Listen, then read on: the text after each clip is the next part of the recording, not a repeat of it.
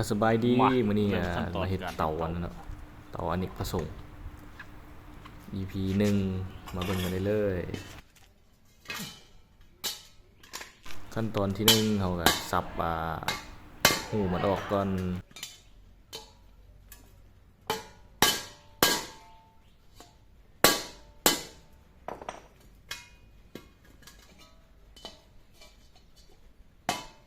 ซึ่งในการสับเฮาก็มีเครื่องมือพิเศษเฮาผลิตขึ้นมาสับออก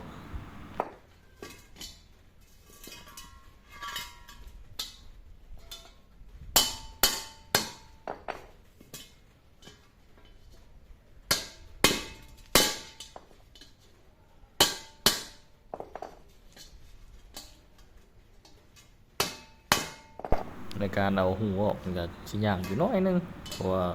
มันเชื่อมติดทั้ง4ด้านนี่ในที่สุดก็ออกมาจนได้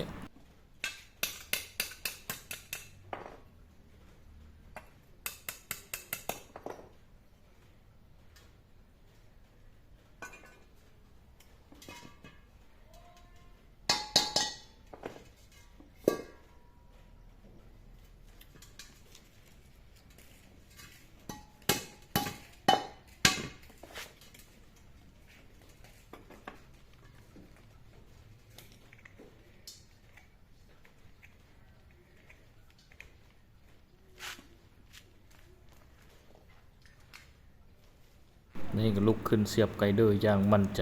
ที่แท้ลืมเปิดไฟขอไปเปิดไฟก่อนแป๊บหนึ่งตีหัวนี่ออกแล้วเอามาตัดนี่เลยตัดนี่ออกตัดหัวออกด้วยไกเดอร์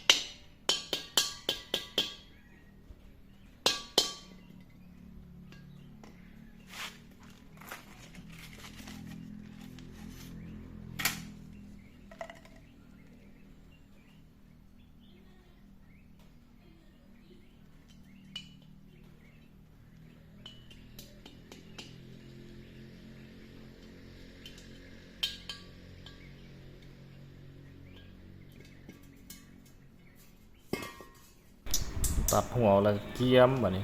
เกียมปาดหัวออกเป็นทางพึ่ง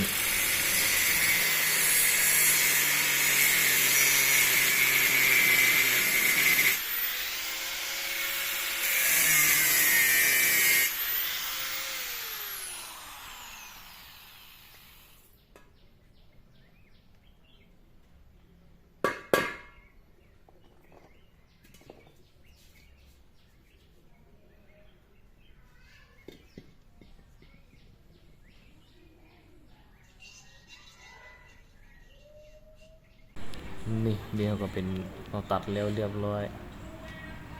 เกียมเจาะหูเฮ็ดทางพึ่งต่อไปแล้วก็มาแต้มเขาที่ตัดซ่องหลุมแล้วก็ซ่องที่ใส่ฟืนใส่ถ่านในการวัดก็เป็นเขามีแบบอยู่ในหัวแล้วโอ้วัดไปเลยแล้วเราก็ตัด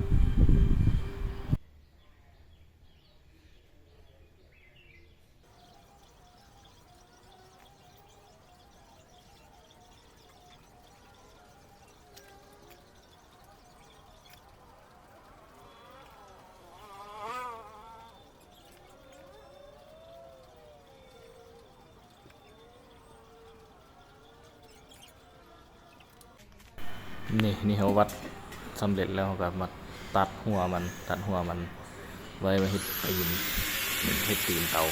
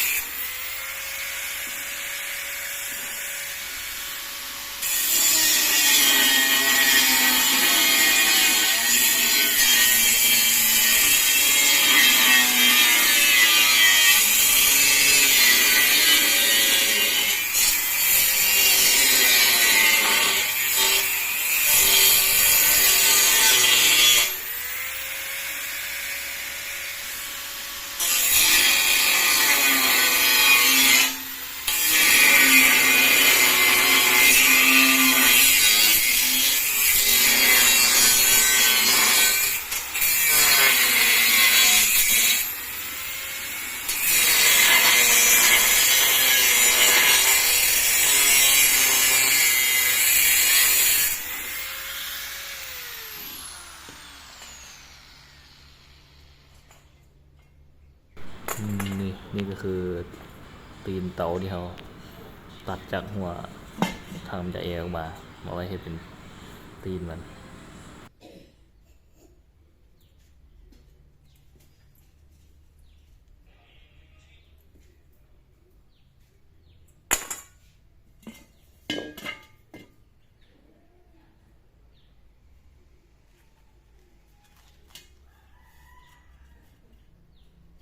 ขั้นตอนต่อไปก็วัด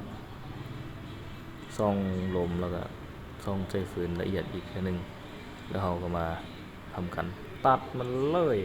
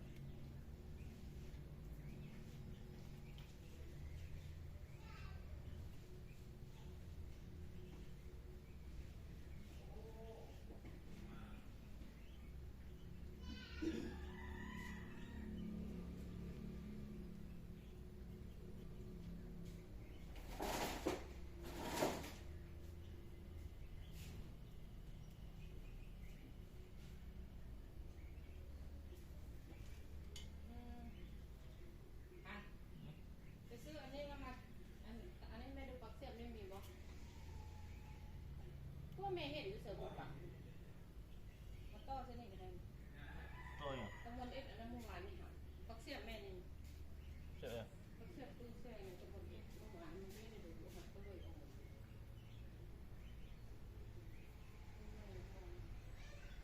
ทอดเมื่อวานมันก็ลืม